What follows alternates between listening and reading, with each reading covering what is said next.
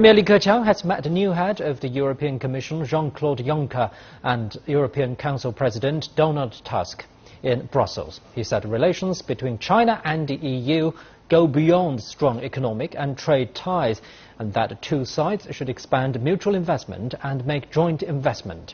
Wei Jie has the details. The first summit meeting between China and the EU's new officials.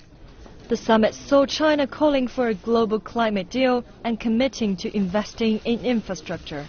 Speaking to the press after the meeting, Chinese Premier Li Keqiang said China would invest in a new €315 billion infrastructure fund created by the EU.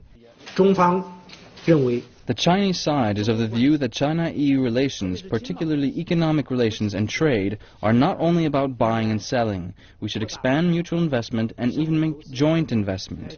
The Chinese side is willing to positively participate in the EU side's investment plan. The pledges mark the latest step in China's efforts to shape global economic governance, following decisions by EU governments to join the Asian Infrastructure Investment Bank. Li also said that China, one of the world's biggest carbon emitters, will submit its intended national determined contribution plans to the United Nations. We are willing and we will make strenuous efforts to tackle and address climate change. By the end of this month, the Chinese side will submit to the UN Secretariat on Climate Change our intended national determined contribution plans.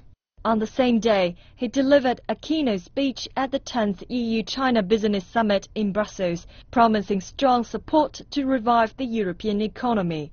Li said China is looking for breakthrough cooperation with the EU regarding the financial sector. The Premier also called on both sides to properly deal with their frictions in trade and work together to increase trade volume to $1 trillion by 2020.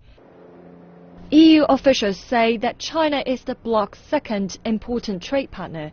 In 2014, it accounted for 14% of its total trade in goods outside the EU, compared to 9% in 2004. Wei Jie, CCTV.